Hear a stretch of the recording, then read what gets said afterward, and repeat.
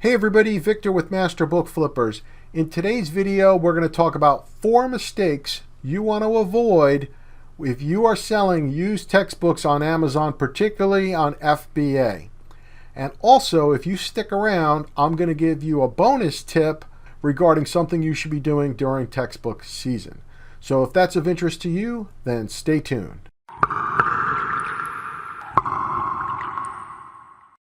Okay, so if you're not familiar, there's basically 2 times of year where sales are increased quite a bit for certain books, textbooks.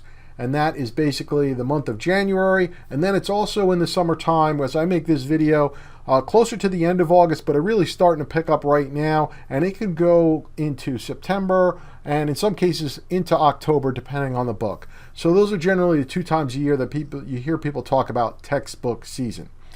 All right, mistake number 1 you want to avoid is not looking at the Keepa charts and buying a lot of textbooks during textbook season. If you are a Master Book Flippers customers, you may or may not know this, but we are trying to put you in the right frame so that you buy the right books at the right time. And if you're using other software, I know this can be a big challenge that people run into when they're trying to source during textbook season. They run into textbook after textbook after textbooks, and it is very difficult to source. It's not the right time to buy textbooks in general. So what we're going to do with our software, if you notice, when we are right before textbook season or before textbook season, you're going to get a good mix with our diamond flips. I'm not going to talk about diamond flips on this video. I will put a link below. We've got a whole video on diamond flips. But we handcraft those for you, and we're going to give you more textbooks. And then as we ease into textbook season, you'll notice less textbooks. And when we're in the heart of textbook season, you're going to get even fewer textbooks. And then when we got out of textbook season, for example, like in October and November, you're going to want to be buying a lot of textbooks for the January textbook season. And then we're going to start flooding you with more textbooks. Okay, so I've built these things to try to put you in the best possible scenario to make it easy and so that you're buying the right book at the right time. As I make this video, if you are in textbook season or right about to get into textbook season, you want to look and know, is this book going to be a textbook? And you do not judge that by the cover of the book or anything like that. You look at data, specifically you look at the Keepa chart, and it will show you.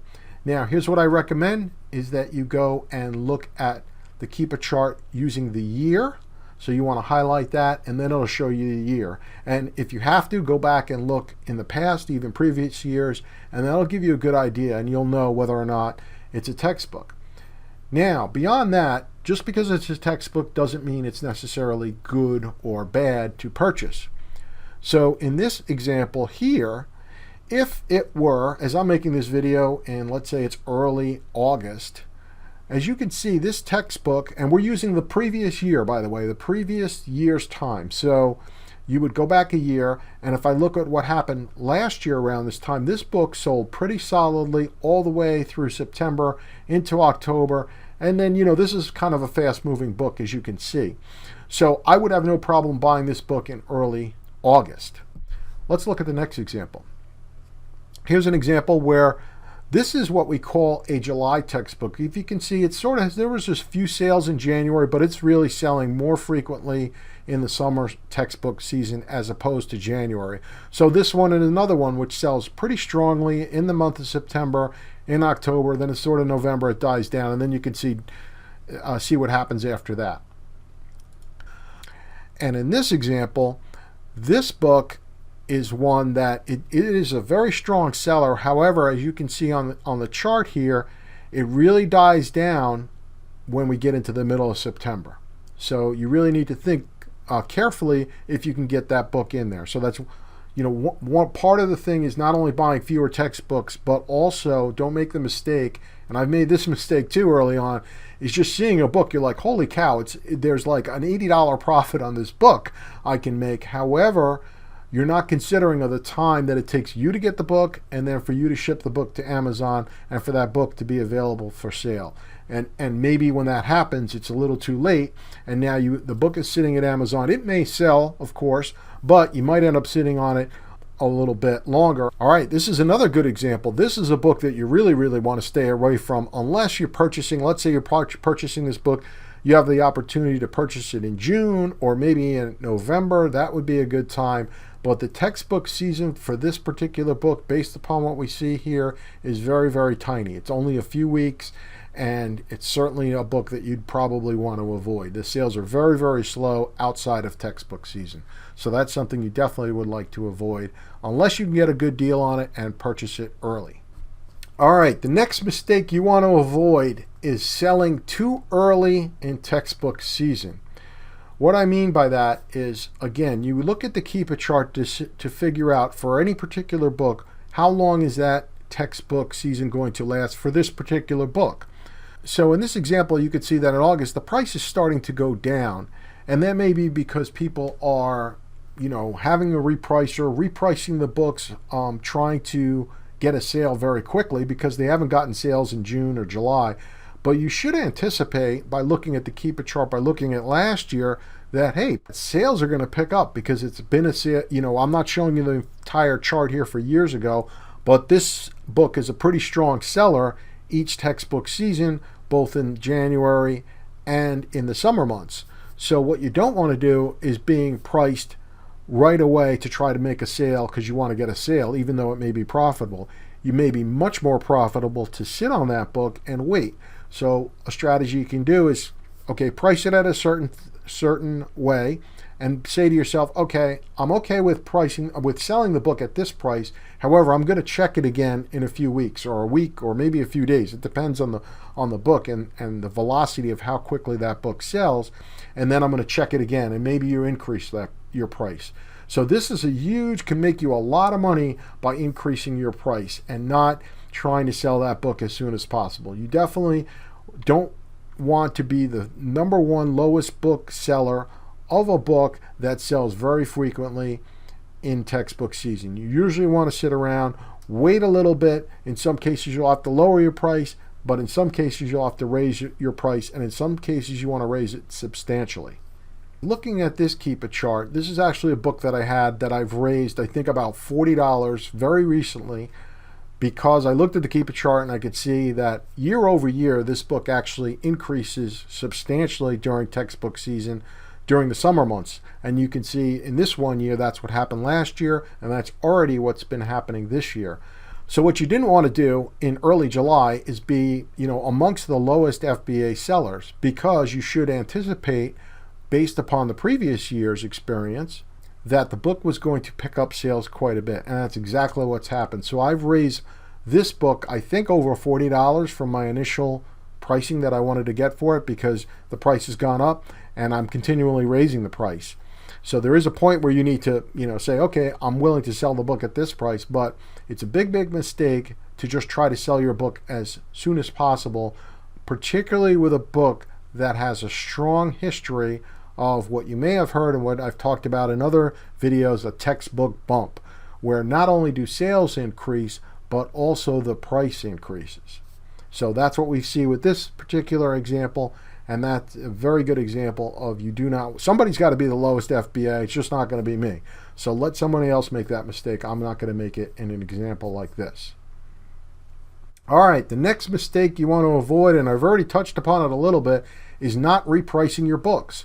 So definitely during textbook season, you're going to want to reprice your books. You may be wanting to move them up, you may be wanting to move them down, but you definitely need to not just set your price and then forget about it for the entire textbook season. So that's true for any book that you might be selling, you want to be repricing, but I'd like to emphasize that to you. During textbook season, you need to be repricing. It's not I have a video, I will put a link below on repricing, and if you don't have time to use set up a repricer, at least go in manually and check your prices and update them.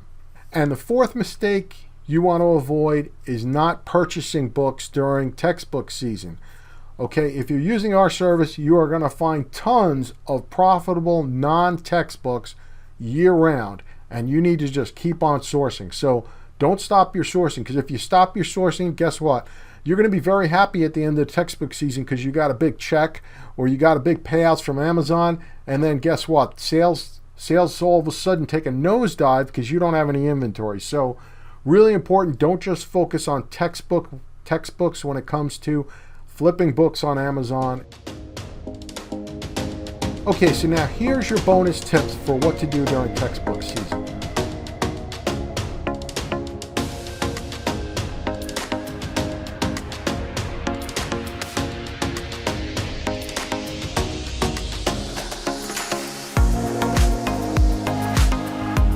What you want to do if you are an FBA seller and you're selling used books during textbook season, for textbooks, what you want to pay attention to is not only FBA sellers, you also want to pay attention to the merchant fulfilled sellers.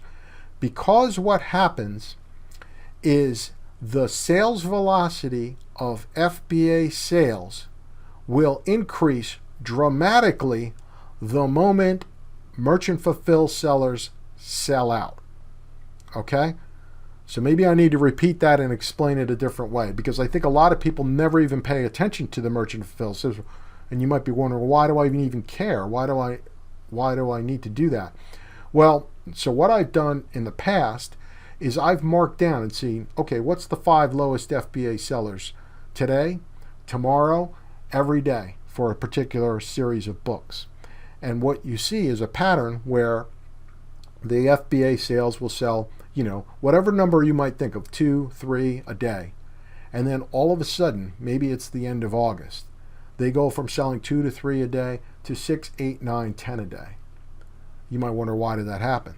The reason it happened was because the merchant fulfilled sellers sold out of the inventory. So the college student that needs the book is now forced to pay whatever price is on there, and they're going to have to buy it from the lowest, and maybe the lowest is a FBA copy. So if you pay attention to the FBA, and I've seen it time and time again, it's very interesting, where you've got a bunch of merchant fulfilled sellers and they keep selling out. And the moment they sell out, now all of a sudden, you can dictate the price almost, unless you get a pricing error, but you just all of a sudden can dramatically increase your price. So paying attention to the merchant fulfilled sellers' prices will have a big impact on how you might be able to price later on in textbook season.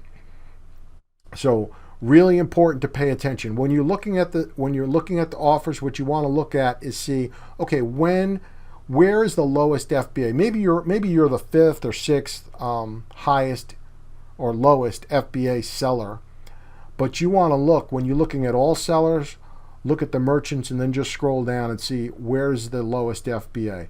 And the moment you see that the lowest FBA is very close to the lowest merchant, you want out of there and you want to jack up your price. Okay? Very, very powerful stuff that I know most people probably don't employ and may not have heard that strategy.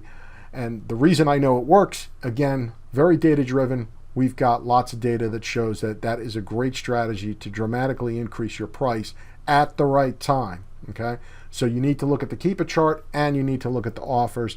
Use those two things combined and you will do very well with your pricing strategy during textbook season. If you found this video helpful, consider liking and subscribing to this channel. And if you'd like to learn more about flipping used books on Amazon and would like the very best software, check out masterbookflippers.com. You can try any one of our plans 100% free with no strings attached, and we have a free guide for you to download.